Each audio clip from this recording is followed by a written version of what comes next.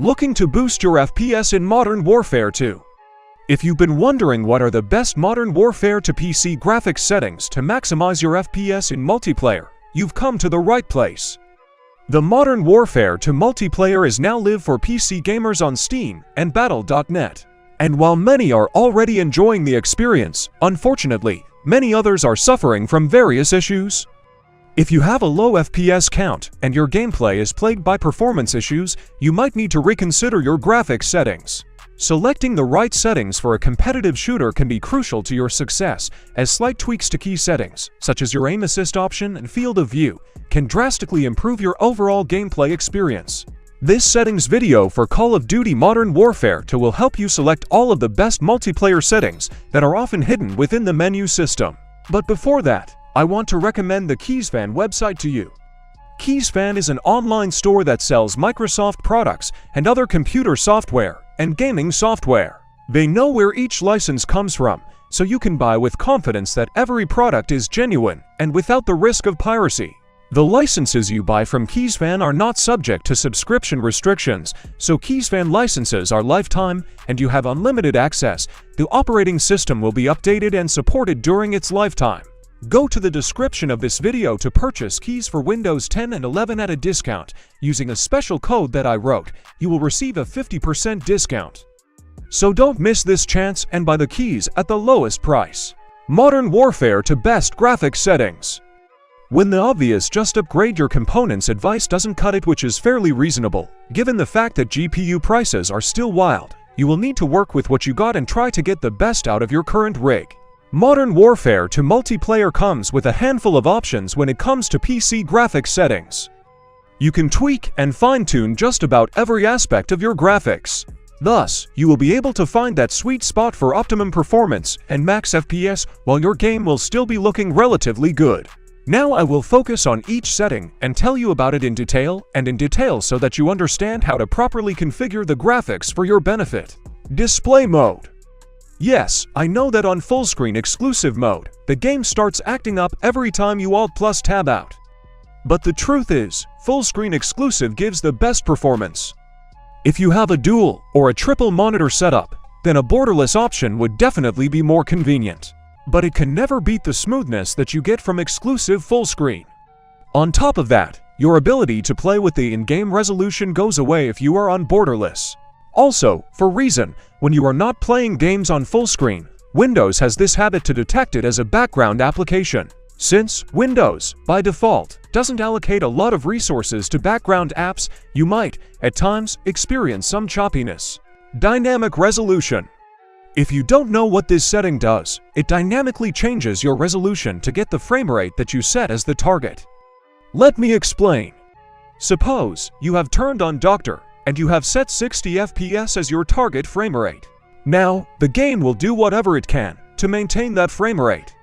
In this process, it can drastically reduce your in-game resolution to meet the requirements whenever you have a graphically intensive screen on your screen. Trust me, you wouldn't want that in a multiplayer game when your opponents can mow you down with a blink of an eye. V-Sync. I normally don't like turning V-Sync on in my games. Of course, if you are experiencing screen tearing issues, then V-Sync will definitely help. But nowadays, with all these new GPUs, screen tearing is not that common. It also caps your frame rate and handicaps your performance. This might come in handy if you notice that your GPU is overheating, and the FPS that you are getting is way more than you need. HDR. HDR was, is, and will be useless in multiplayer or PvP games. Also, most of the displays we have now still cannot handle HDR properly. I don't think there is any other important setting under display that requires an explanation. So let's move to the most important section of the graphics settings menu, quality. Render resolution. I am actually surprised to see how many people still don't know what this setting does. This setting controls what percentage of your selected resolution do you want the game to render. For example, if you are playing the game on 1920 by 1080 and you have set render resolution to 100, you will get exactly the resolution you have selected, which is 100%. Upscaling and Sharpening. One of the most significant settings in Modern Warfare 2. The reason NVIDIA DLSS is my favorite It is the only upscaling option that has the ability to output a drastic FPS boost, while also keeping most of the visual quality intact. I am personally using a 1440p monitor, and DLSS on quality preset and sharpness set to 60 increases my frame rate by almost 40 FPS when compared to something like Fidelity's, which gives the highest visual quality but really puts a dent in performance. If you want your game to look the best and don't care much about performance, go with Fidelity's CAS. But if you want a balanced experience, then DLSS is the way to go. If you are not using an NVIDIA GPU, then you can obviously use AMD FSR.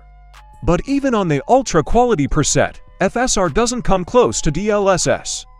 Every other option is kind of trash. In a fast-paced PvP shooter like Modern Warfare, to where a dip in performance, even for a second, could actually decide the result of face-off, DLSS really helps in keeping the FPS stable. Anti-Aliasing. In case you are not using DLSS, then anti-aliasing and anti-aliasing quality won't be grayed out for you. Filmixma T2X looks a tad bit better and gives 1 to 2 FPS more than the other option.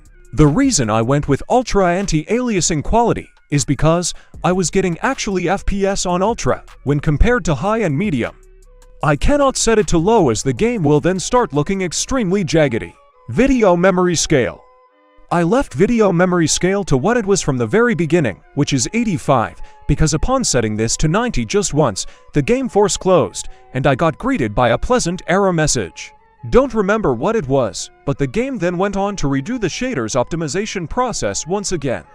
And I don't want that to happen again. So this at whatever the game decides for your system. Texture resolution. Another vital setting. After testing all 4 options available for this setting, I can confidently say that normal is the best option you can pick here. It is not as demanding as high, but does not make the game look as bad as low and very low. After switching to normal from high, I was able to get a FPS boost of almost 14 FPS without suffering much loss in visual quality.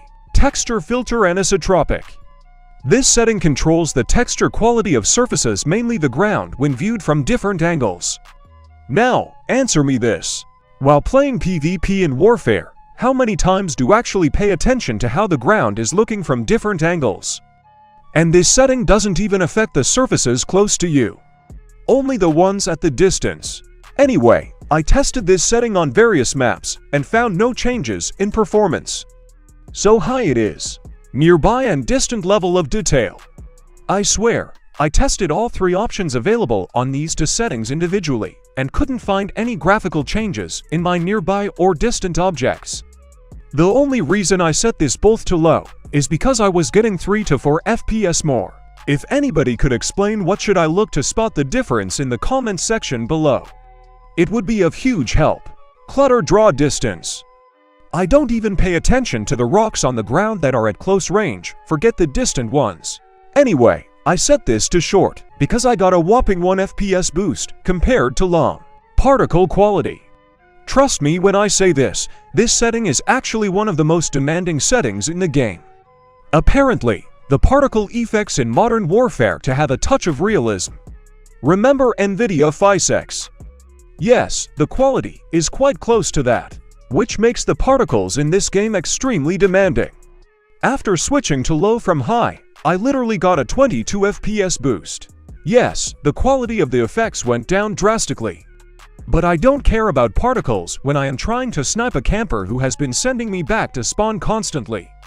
Also, with explosions from grenades and C4, your performance could take a huge hit.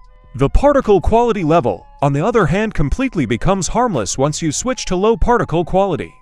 Even if you set this to high, you won't see any noticeable drops in FPS. Bullet impacts and sprays. Initially, I didn't realize what kind of impact bullet impacts have on performance. It was when I picked up an LMG and fired full auto at a concrete wall, I realized how much the FPS was dropping. I was straight up losing 7 to 8 FPS every time I was firing full auto. Sure, the chunks of rocks breaking and flying off the walls look awesome, but I don't think most multiplayer players would care about this.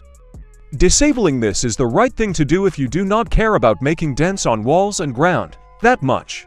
Shader quality. After testing this setting for almost an hour, I finally decided to go for low. This was probably the most annoying setting to test, as every time you make changes to the shader quality, you will have to restart the game for the changes to take effect. And every time, you will have to wait through the shader's optimization process before you start playing.